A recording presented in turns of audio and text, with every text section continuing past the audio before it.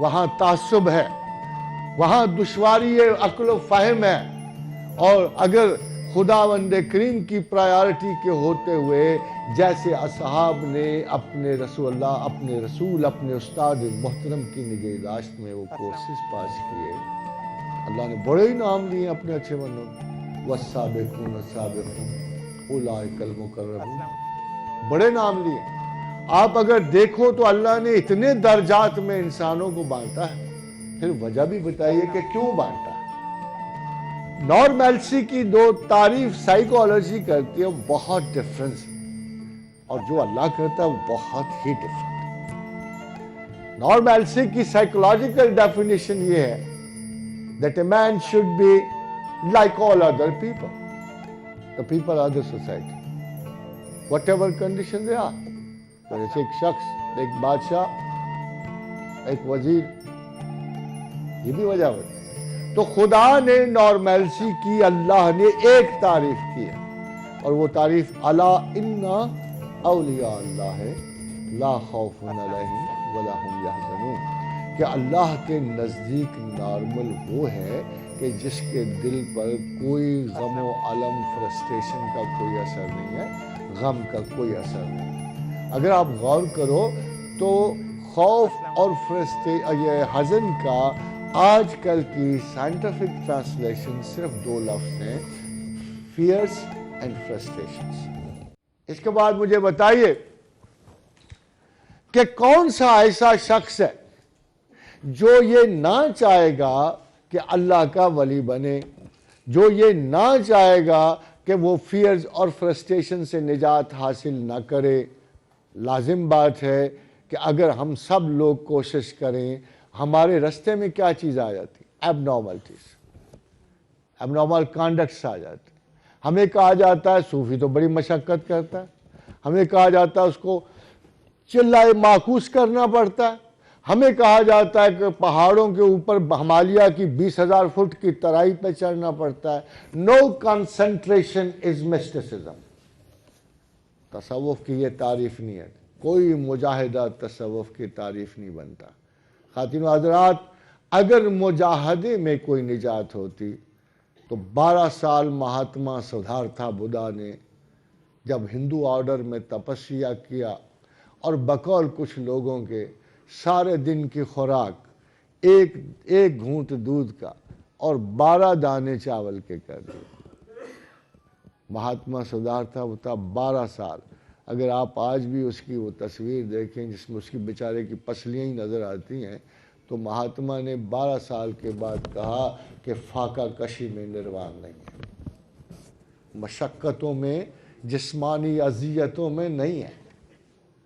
پھر جب ہم ایک اصول کو جانتے ہیں خواتین حضرات، جب ہم جانتے ہیں کہ محمد رسول اللہ سب سے بڑے مقام انسانیت پہ ہے، شرف کائنات ہے، ہم جانتے ہیں کہ اتنے نارمل ہیں ان کے اصحاب، تو why do we believe that Sufism is abnormal? Why do we believe کہ مومن کو abnormal exercises میں جانا چاہیے؟ کیا یہ وہم اور وسوسہ ان کرٹکس کا نہیں ہے جو بغیر جانے بوجھے سوچے سمجھے ہوئے ایک رائے دے رہے ہوتے ہیں تصوف پہ، خدا پہ؟ خواتین حضرات، یہ کہا جاتا ہے، کچھ تھوڑا سا غور کیجئے گا کہ جو اللہ نے اپنے بندوں کی تعریف کی ہیں ان میں سے کیسی کوالٹیز ان کے پاس ہیں اور کیسی کوالٹیز ہمارے پاس ہیں. کیا شیخ ایک دفعہ اللہ میاں نے قرآن حکیم میں فرمایا کہ دیکھو یار، قرض دار کو آسانی دینا، جس کو قرض دیا اسے آسانی دینا اور اس کو مہلت دینا کہ وہ تمہارا قرض ادا کر سکے، اور اگر معاف کر دو تو بہت بڑی بات، اگر تم معاف کر دو تو بہت بڑی بات ہے. یعنی یہ کہا کہ قرض دار کو آسانی دینا اور اگر معاف کر دو تو بڑی بات ہے. شیخ ابو حداد شیخ جنید کے پاس گئے، بہت بڑے صوفی ہیں. یعنی اعتراض یہ ہے کہ صوفیاء جو ہیں انہوں نے کوئی نیا مذہب نکالا. آپ کو قرآن کی آیت میں نے سنا دی کہ اللہ نے کہا قرض دار کو سہولت دو اور اگر معاف کر سکو تو بہت ہی اچھی بات ہے، اصل ضرب یہ تو بڑی بات ہے. شیخ ابو حداد جنید کے پاس گئے تو جنید نے پوچھا کہ حضرت ہمیں فتوت کی تعریف بتائیے، ہمیں مردانگی کی تعریف بتائیے۔ فرمایا کہ جو تیرے ذمے کسی کا مطالبہ ہے وہ پورا پورا ادا کر۔ شیخ حداد نے کہا کہ جو تیرے ذمے کسی کا مطالبہ ہے وہ پورا پورا ادا کر، اور جو تجھے لوگوں سے لینا ہے ترک مطالبہ انصاف کر۔ حضرات ہے نا کچھ قرآن کی تفسیر؟ ابو حداد کی یہ بات قرآن کی تفسیر ہے نا، کہ جو تیرے ذمے ہے وہ پورا پورا ادا کر، اور جو تو نے لینا ہے ترک مطالبہ انصاف کر، کہ ان سے ترک مطالبہ کر دے۔ اگر تیرے ساتھ کوئی جبر و ظلم اور استبداد ہو بھی گیا تو اسے اللہ کے لیے معاف کر دے۔ حضرات تصوف قرآن کی ایک ایک لفظ سے نکلتی ہوئی چلی آ رہی ہے۔ تمام صوفیاء نے یہ علیحدہ ہوا کہ جیسے اللہ کے رسول نے ارشاد فرمایا تھا جب ایک شخص ان سے ملنے آیا کہ یا رسول اللہ ایک جملے میں کوئی نصیحت فرمائے۔ اب بھی لوگ آتے ہیں، لوگوں لگتے ہیں استاد محترم ایک بات بتا دیں، یہ بہت سارے رپڑ نہیں اٹھائے جاتے۔ ہم بھی سنت رسول پہ ایک ہی بات بتا دیتے، ایک دم سے ہر چیزیں نہیں انہیں کی اگنی شروع ہو جاتی، اور وہ تمام مذہب جو ایک دن میں چینج ہوتا ہے، وہ تمام حلیے جو ایک دن میں چینج ہوتے ہیں، ناقابل اعتبار۔ وہ ایک ایکسٹریم سے دوسری ایکسٹریم کو جانے کا نام۔ ایک دیکھو جی 3 پیس پہنے ہوئے اچھے بلے سگار بیچارے پی رہے تھے راستے چلتے، اگلے دن دیکھا تو داڑھی چھوڑی ہوئی، سر بڑے ہوئے، مونچھیں بڑھ گئیں، سب کچھ ہو، کیا ہوا کہ جی میں فلاں مذہب میں شامل ہو گیا۔ ایک ایکسٹریم سے دوسری ایکسٹریم کی شفٹ اسی بیماری کا چینج ہونے کا نام۔ مگر غور و فکر سے، عقل و معرفت سے، سوچنا سمجھنا، اپنی زندگی پہ حیات و فکر کے قانون لاگو کرنے، یہ سب سے بڑا کام جو کسی صوفی کا ہوتا ہے یا کسی محقق کا ہے، وہ اللہ کی راہ کا محقق ہے۔ یہاں چھوٹی سی بات ابھی سیکٹری صاحب نے کہی تھی کہ کیا باقی مذاہب میں صوفیہ ہیں؟ نہیں، ویری ڈیفیکلٹ، دیر از نو پاسبلٹی۔ اس کی پاسبلٹی میں نے امکان بند نہیں کیا، خاتون حضرات میں نے امکان بند نہیں کیا۔ ہر معاشرے میں ایلیٹ ہوتے ہیں، ہر معاشرے میں ذہنی ایلیٹ موجود ہوتا ہے، اخلاقیات کا، ہیومینٹی کا ایلیٹ ہوتا ہے، مگر صوفیاء سے ان کا کوئی واسطہ نہیں ہوتا۔ ہمارے ہاں بھی اسپرچولیسٹ بہت ہوتے ہیں، بڑے دانشور ہیں جو اللہ کی باتیں یوگاز کے ہیں۔ تبت کا بہت بڑا ہمالیہ پہ بیٹھا ہوا دلائی لاما موجود ہے، ٹیلی کائنیسس موجود ہے، ٹیلی پیتھک پاورز موجود ہیں، کلیئر وائنسز موجود ہیں، مگر ان کا تصوف سے کوئی تعلق نہیں۔ تصوف خاتون حضرات خدا کے لیے اپنے آپ کو تنہا اور خالی کرنے کا نام ہے، خدا کے لیے۔ The laws are absolutely adverse کہ تصوف خدا کے لیے اپنے باطن کو تنہا، خالی، آزاد کرنے کا نام ہے، اور اسپرچولیزم اپنے آپ کو ذاتی قوتوں سے بھر کے دوسروں سے نمایاں کرنے کا نام ہے۔ In very simple word, in mysticism, you leave everything in favor of God. And in other arts like telekinesis, telepathy, clairvoyance, levitations وغیرہ، ان میں آپ کی کنسنٹریشنز اپنے سیلف کی فیور میں ہوتی ہیں۔ ایک طرف آپ نفس کے ارتکاز کو خالی کرتے ہو خدا کے لیے، دوسری طرف آپ نفس کی قوتوں کو طاقتور کرتے ہو اپنی ذات کے لیے۔ اس لیے تصوف کا ان سے کوئی تعلق نہیں ہوتا۔ ایک اور بڑی امپورٹنٹ بات یہ ہے خاتون حضرات کہ خداوند کریم نے اس لیے رستے بند کر دیے کہ اگر آپ اللہ کے سب سے محبوب ہستی کا عرفان و ادراک کیے بغیر آگے جانے کی کوشش کرے گا تو اٹس ناٹ پاسبل۔ اللہ کے رسول کے بغیر اس طلسم حجاب ذات کی کشاد کہیں نہیں ملتی۔ اللہ کے رسول کے کانڈکٹ، مثال اور کریکٹر کے بغیر آپ اپنی ذات کے حجابات کو آگے نہیں بڑھا سکتے۔ میں آپ کو مثال کے طور پہ ایک چھوٹی سی بات بتاؤں، اس کے بعد ہم سید حجویر کو ضرور آئیں گے، کہ اللہ تعالیٰ نے قرآن حکیم میں جہاں جبر ختم کر دیا اور چوائسز دے دیے لوگوں کے، وہاں ایک بات بڑی مخصوص سے فرما دے کہ ان الدین عند اللہ الاسلام، میرے چوائس کا رستہ اب اسلام ہے، اب اس سے گریز نہیں ممکن، چونکہ میں نے اب ہاف کلاسز کے پڑھے ہوئے بچوں کو انعام نہیں دینا۔ اب Christianity is okay, every thing is okay, مگر مصیبت یہ ہے کہ ایک ایک دو اصول قرآن پہ کھڑے ہیں۔ کرسچینٹی کے پاس 2-4 انر اصول ہیں، 10 کمانڈمنٹس اگر بنو اسرائیل کے پاس موجود ہیں تو 10 کمانڈمنٹس قرآن نے دوبارہ ان پہ ایشو کر دیا کہ اسبات دے دیے کہ یس دیز آر مائی لاس۔ وَإِذْ أَخَذْنَا مِيثَاقَ بَنِي إِسْرَائِيلَ لَا تَعْبُدُونَ إِلَّا اللَّهَ وَبِالْوَالِدَيْنِ إِحْسَانًا وَذِي الْقُرْبَى وَالْيَتَامَى وَالْمَسَاكِينِ وَقُولُوا لِلنَّاسِ حُسْنًا وَأَقِيمُوا الصَّلَاةَ وَآتُوا الزَّكَاةَ۔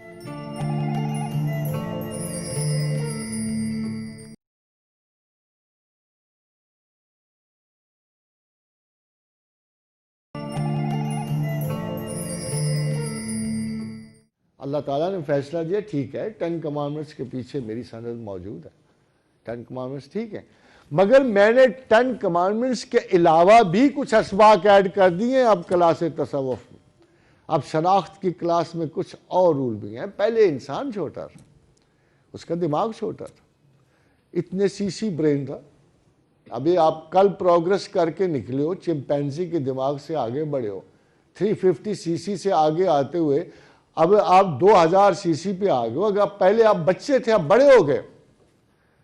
کون بچہ ہے جو پیدا ہوتے ہی حافظ قرآن ہو جاتا ہے یا ایم ایس سی کی ڈگری ہاتھ میں لے لیتا ہے؟ آہستہ آہستہ کشاد ذہن انسان ہے، جیسے مختلف سوشل پیٹرنز میں نیولتھک ایج سے بڑھتا ہوا انسان مختلف پیٹرنز کے آگے ایک ایک اصول پہ آگے چلتا چلا۔ جب قابیل و حابیل کی آپس میں کشت و خون ہوا تو اللہ نے اس وقت ایک قانون اسلام کا قرآن کر دیا کہ جس نے ایک انسان کو قتل کیا اس نے گویا نسل انسان کو قتل کیا، اور جس نے ایک انسان کی زندگی کی جان بچائی اس نے گویا نسل انسان کی جان بچائی۔ خواتین و حضرات، یہ سوسائٹی میچور ہوتے گئی، قانون بڑھتے گئے، بنو موسیٰ کو اور قانون دیے گئے۔ بنو موسیٰ وہ ہیں کہ جن کے ظاہرہ عبادات کا یہ عالم تھا کہ دنیا ان کو بڑے مقدس اور معتبر سمجھتی تھی، مگر حضرت عیسیٰ علیہ السلام نے جب ان پہ باطنی ججمنٹ کی تو فرمایا خدا ان پہ لعنت کرے، یہ مچھر چھانتے ہیں اور اونٹ نگل جاتے ہیں۔ وہی حال جو کبھی حجاج بن یوسف نے فتویٰ پوچھا وقت کے فقیہ سے، کیا فقیہ وقت مجھے بتا کہ ایک بلی آ کے میرے کبوتروں کو کھا گئی ہے، کیا اس کا قتل جو ہے واجب ہے یا کیا میں اس کا قتل کر؟ تو اس نے جواب دیا اے بدبخت، جب اصحاب رسول کو شہید کر رہا تھا اس وقت نہیں فتویٰ پوچھا، ایک بلی کا ضرور تو نے پوچھا ہے مجھ سے۔ تو یہ حالات تھا کہ جب حضرت عیسیٰ علیہ السلام نے فلسطینیوں پہ فریسیوں پہ فتویٰ دیا کہ یہ مچھر چھانتے ہیں اور اونٹ نگل لیتے ہیں، وہی حال ہمارے پاس بھی ہمارے دور اسلام میں بھی گزرا۔ اللہ تعالیٰ نے اس قانون کو آگے بڑھاتے ہوئے اب کہا کہ now you have to follow both the laws، جیسے تمہیں باطنی اور ظاہری دونوں گناہوں سے بچنا ہے، تم نے باطنی اور ظاہرہ طور پہ دونوں قوانین استعمال کرنے ہیں۔ اور خداوند قدوس نے فرمایا کہ اب تمہارا حساب و کتاب کے سٹینڈرڈائزیشن ڈیفرنٹ ہے، اس لیے کوئی بھی اللہ کا ولی جو ہے تعصب رسول پہ یا محمد رسول اللہ کو جانے بغیر، میں اس کی مثال آپ کو دیتا ہوں کہ آج مسلمان ہوتے ہوئے اگر میں کسی پرانے پیغمبر کا انکار کروں گا تو میرا اسلام جاتا ہے۔ آج میں مسلمان ہوتے ہوئے آخری کتاب نعمت الہیہ کو جانتے پڑھتے سمجھتے ہوئے بھی اگر میں کسی پیغمبر خدا کا انکار کروں گا جو ڈکلیئرڈ پیغمبر خدا ہے تو میرا اسلام بھی جاتا رہے گا۔ اس لیے ان کی ہدایت بھی جاتی رہے گی جو پیغمبر اسلام صلی اللہ علیہ وسلم تک نہیں پہنچے۔ اور اللہ نے بڑی مضبوطی سے فیصلہ دیا وَمَنْ يَبْتَغِي غَيْرَ الْإِسْلَامِ دِينًا فَلَنْ يُقْبَلَ مِنْهُ، کہ اگر تم اسلام کے سوا کسی دین کو لے کے میرے پاس آئے تو میں قبول نہیں کروں گا۔ یہ ایک حتمی فیصلہ تھا جو اللہ نے سنا دیا۔ اب ہیومینسٹ تو باقی قوموں میں ہو سکتے ہیں مگر خدا شناس کوئی نہیں ہو سکتا۔ اب یہ اور بات ہے کہ ابھی یورپ امریکہ میں بے شمار لوگ جو ہیں وہ صوفیوں کے نام سے جانے جاتے ہیں، وہ سمجھے جاتے ہیں کہ یہ ای ایس پی کے اسپیشلسٹ بھی صوفی جانے جاتے ہیں، کنسنٹریشن آرٹس کے اسپیشلسٹ بھی صوفی جانے جاتے ہیں، مگر اللہ یہ جانتا ہے کہ خدا کو تلاش کرنے والوں کی ان کے ساتھ کوئی نسبت نہیں۔ خواتین و حضرات، وقت زیادہ ہو جائے گا، مختصراً میں ان لاز کی طرف آتا ہوں جو کنفیوژن سے آپ کو نکالیں گے۔ I've just told you the only available law with us for mysticism is as simple as anything else کہ جو بھی اللہ کی طرف رغبت کرنا چاہیں ان کا پہلا فیصلہ ذہنی ہے، عملی نہیں ہے، اور وہ فیصلہ یہ ہے کہ خدا زندگی کی ترجیح اول ہے۔ اس کے علاوہ کوئی دوسرا فیصلہ آپ کو ہیلپ نہیں کرے گا۔ اللہ کسی قیمت پر بھی دوسری ترجیحات کے نیچے نہیں آئے گا۔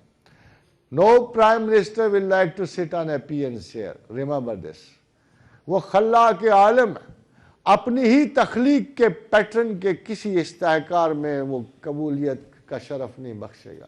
اگر آپ کو خدا کو مینٹلی جاننا ہے تو اس کو اس کی اولین ترجیح اس کو دینی ہوگی، اور ساری زندگی اگر آپ عبادات میں مصروف رہیں اور آپ کے ذہن میں ترجیح خداوند قائم نہ ہو تو ساری زندگی کی عبادات کے باوجود آپ کو کبھی بھی اس کی شناسائی نصیب نہیں ہوگی۔ اگر آپ کو قربت و محبت خداوند چاہیے تو ایک ذہنی فیصلہ یہ کرنا پڑے۔ خواتین و حضرات، دوسری بات یہ ہے کہ بڑے ہی بڑے نادان علماء پیدا ہوتے۔ فار ایگزامپل، جب مجھے کوئی یہ کہتا تھا کہ تسبیح کا کی فائدہ ہے، میں کہا میں تو کہا تمہیں تو واقعی کوئی فائدہ نہیں، میں تو اللہ کی کر رہا ہوں۔ یعنی آپ دیکھو کہ ایسا ظالم مسلمان موجود ہے، ایسا ظالم مسلمان کہ جو لوگوں کے ہاتھوں سے خدا کی یاد چھڑاتا ہے، کبھی اسے گرم کہہ کے، کبھی سرد کہہ کے، کبھی اسے پتلا کبھی موٹا کہہ کے، یعنی ایسا ومن ازلم ممن منع مساجد اللہ ان یذکر فی اسمہ وسعی فی خرابہا۔ اس سے بڑا ظالم کون ہو سکتا ہے جو خدا کے گھروں میں خدا کی یاد سے بھی لوگوں کو منع کرے۔ ایسے ایکومڈیشن پیدا ہو، فرماتے ہیں اعمال خیر جو ہیں وہ اللہ کی یاد ہے۔ ٹھیک ہے بھائی، کرو اعمال خیر جتنے مرضی کرنے کو، مگر اس آدمی کو منع کیوں کرتے ہو جو یا رحمان ہو یا رحیم یا کریم کہنا چاہتا ہے؟ اس کو منع کیوں کرتے ہو؟ بھائی کو خدا کے نام ہے، اللہ ہی کے نام ہے، صفاتی نام ہے، اس کی تسبیح پڑھنے والوں کو کیوں منع کرتے ہو؟ هو اللہ الذی لا الہ الا ہو عالم الغیب والشہادت هو الرحمن الرحیم هو اللہ الذی لا الہ الا ہو الملک القدوس السلام المؤمن المہیمن العزیز الجبار المتکبر سبحان اللہ عما یشرکون هو اللہ الخالق الباری المصور لہ الاسماء الحسنی۔ یہ بڑے اچھے نام ہیں اللہ کے، خود کہہ رہا ہے یسبح لہ ما فی السماوات والارض، زمین و آسمان میں سب انہی ناموں کی تسبیح کرتے سب، میں آپ جانور۔ بھائی میری طرح اٹھ بیٹھ کر سارے نماز تو نہیں نہ پڑھ رہے، وہ اپنے اپنے انداز میں تسبیح کر رہے ہیں، سارے انہی ناموں کی تسبیح، هو العزیز الحکیم۔ اور میں ایک غریب آدمی اگر تسبیح پکڑ کے یا اللہ یا رحمان یا رحیم یا کریم یا سلام یا مومن انہی اسماء کی کر لیتا ہوں تو مجھے الزام دیا جائے تسبیح میں کچھ بھی نہیں پڑا ہوا۔ تسبیح کرنے کو کوئی فائدہ نہیں ہے۔ کیا کرو؟ عمل کرو، غیبت کرو، شکایت کرو، دنگا فساد کرو، اپنے آپ کو بہتر سمجھو۔ لوگ قرآن کو حمائل کی طرح لٹکائے پھرتے ہیں۔ خواتین حضرات، لوگ قرآن لٹکائے پھرتے ہیں گلوں میں کہ ہم ہر بات قرآن سے کریں گے۔ ٹھیک ہے، قرآن ہی سے کر لو، فاذکرونی اذکرکم واشکروا لی ولا تکفرون۔ تم مجھے یاد کرو میں تمہیں یاد کروں گا. اگر خواتین و حضرات اس سے نماز مراد لی جائے تو ترجمہ یہ اگر تم میری نماز پڑھو میں تمہاری نماز پڑھوں گا. یہی ترجمہ ہو گیا نا جی. اگر آپ ذکر کو قرآن اور اعمالی سمجھتے ہو تو اگر خدا اس کے جواب میں یہ کہے فَاذْكُرُونِي أَذْكُرْكُمْ کہ تم مجھے یاد کرو میں تمہیں یاد کروں گا, تم میری نماز پڑھو گے میں تمہاری نماز پڑھوں گا, تم میرا قرآن پڑھو میں تمہارا قرآن پڑھوں گا, تم میرے عمل کرو میں تمہارے عمل کروں گا, یہی مراد ہوگی نا. ان لوگوں کی کب عقل آئے گی کہ خدا نے کیٹیگرائز کیا ہے قرآن کو, کتاب کو, اعمال کو خدا نے کیٹیگرائز کر کے ڈیفرنٹ کر دیا. اتل ما اوحی الیک من الکتاب کہ کتاب کی تلاوت کرو, اوامر اور نہی سے تمہیں آگاہی حاصل ہوگی. وَأَقِمِ الصَّلَاةَ اور نماز قائم کرو. اِنَّ الصَّلَاةَ تَنْهَىٰ عَنِ الْفَحْشَاءِ وَالْمُنکَرِ یہ تمہیں فحش و منکر سے روک دے گی. وَلَا ذِکْرُ اللَّهِ اکبر مگر میری یاد تو بہت بڑی بات ہے, میری یاد تو بہت بڑی بات ہے. اب دیکھیے یہاں اگر فرض کیجئے اسی قسم کے کسی مفکر کو آواز دی جائے تو وہ قرآن کی ایک آیت کی دوسری آیت سے ایکسپلین کرنا شروع کر دے. دونوں آیتوں کو خود ہی ایکسپلین کرے گا, میری ایکسپلینیشن نہیں قبول کرے گا. یہ وہ المیہ ہے جو دور حاضر کے پری فکسڈ علماء پہ جاری ہے. ایک موصوف نے فرمایا تھا کہ ادھر تو ابابیلیں آئی کوئی نہیں, بیماری آ گئی تھی, ابابیلیں تو کوئی نہیں آئی تھی.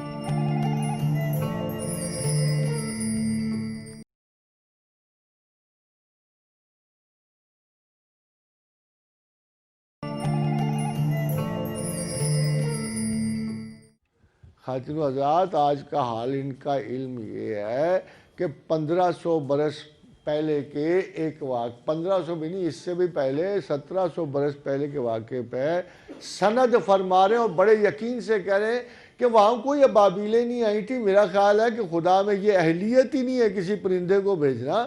میرے نزدیک ایک کام وہ کر سکتا, کوئی وائرس اٹیک ہو گیا ہو. خواتین و حضرات بڑے افسوس سے کہنا پڑتا ہے کہ ان ادنا درجے کے علماء نے تعبیر قرآن کو مشکوک کر دیا ہے. وجہ اگر آپ کے پاس 1500 برس کا ایک آئی وٹنس موجود ہو تو آپ کیا کریں گے؟ اگر ایک آئی وٹنس موجود ہو اور آئی وٹنس بھی وہ جو انتہائی مصدقہ اور جس کے بغیر چارہ ہی نہیں, نفیل بن حبیب خصمی وہ شخص تھا جو لے کے آیا تھا ابرہا کے لشکر کو اس شرط پہ کہ اگر میں یہاں آپ کو چھوڑ گیا تو میری جان بخشی کی جائے. تو ابرہا نے کہا ٹھیک ہے تو ہمیں چھوڑ جا مکہ تک, ہم تمہاری جان بخشی کر دیں گے. تو نفیل جو تھا وہ شاعر بڑا اچھا تھا, تو اس نے وہاں ایک قصیدہ لکھا. اس کی ایک محبوبہ بھی تھی جیسے ہر عرب کی ہوتی ہے, جیسے آج کل ہر امریکہ برٹن والوں کی. تو وہ اسے قصیدہ لکھ کے نا اس کی شان میں محبوبہ اور ساتھ ساتھ ایک واقعہ لکھتا ہے جو پورے کا پورا موجود ہے. پورے کا پورا اگر کسی کو شک ہو سیرت ابن حشام میں موجود ہے. تو وہ اسے لکھتا ہے کہ اے میری محبوبہ کہ جب پرندے ہم نے دیکھے تو جب وہ پتھر گر رہے تھے تو لشکر ابرہا کا بھسم ہو رہا تھا تو ہر آدمی نفیل کو ڈھونڈ رہا تھا, یعنی مجھے. تو بھلا پوچھو میں ان کے باپ سے کوئی قرض لیا تھا؟ میں نے تو ان کو رستہ دکھا دیا تھا مکہ تک کا. اب آپ بھگتو, اور مجھے اس لیے ڈھونڈ رہے تھے کہ بھاگنے کا رستہ ڈھونڈنا تھا. تو آگے جا کے وہ مزید لکھتا ہے, مزید ایک بات لکھتا ہے اور جو بڑی جینون ہے. آپ یقین جانو کہ اگر وہ سند نہ سمجھے تو یہ سند بڑی جینون ہے. کہتا ہے کہ پھر ہے میری محبوبہ میں اس جگہ سے بھاگا, مجھے ڈر تھا کہ کوئی پتھر میرے سر پہ نہ آ پڑے, کہ پرندے اس طرح اڑ رہے تھے کہ میں اپنی جان کے خوف سے بھاگا کہ کوئی پتھر میرے سر پہ نہ آن پڑے. تو میں نے چٹانوں کی اوٹ لی. خواتین حضرات اس آئی وٹنس کے ہوتے ہوئے اب بتاؤ, پھر بھی میں کہوں وہاں وائرس آیا تھا, پھر بھی میں شبہ کروں کہ رب قدرت و جلال و اکرام میں یہ طاقت تھی کہ وائرس سے مار دیتا, یہ طاقت نہیں تھی پرندوں سے پتھر پھینکتا. ہم نے خدا کو کیا سمجھا ہوا ہے کیا سمجھا ہوا ہم؟ سبحان ذی الملک والملکوت، سبحان ذی العزت والجبروت، یہ کیا افسانوی لفظ ہے؟ یہ تصوراتی لفظ ہے؟ یہ تمام مذہب لٹرل ہے، بات چیت ہے، کمال ہے کہ یہ مذہب ہمیں کسی چیز سے نہیں روک رہا، ہمارے تصرفات میں دخل نہیں دے رہا۔ کیا آرام سے اللہ کا نام لے کے ہم جھوٹ بولتے ہیں، فتنہ و فساد پھیلاتے ہیں، امانتیں ضائع کرتے ہیں، ہر اخلاق کو رسوا کرتے ہیں، اس وقت تو اللہ ہمیں نہیں روکتا۔ پھر جسے اللہ روک لے وہی صوفی ہے نا۔ یعنی اللہ اگر کوئی شخص جھوٹ بولتا ہے، اگر ہماری پورے معاشرے کی مثال یہ ہے کہ ہم جھوٹ بولتے ہوئے نہیں رکتے، حق مارتے ہوئے نہیں رکتے، اور ہم کوئی ذلت و ادبار میں جاتے ہوئے نہیں رکتے، تو اگر کوئی شخص ہم میں سے ایسا کر جائے تو وہ مسٹیک ہوگا۔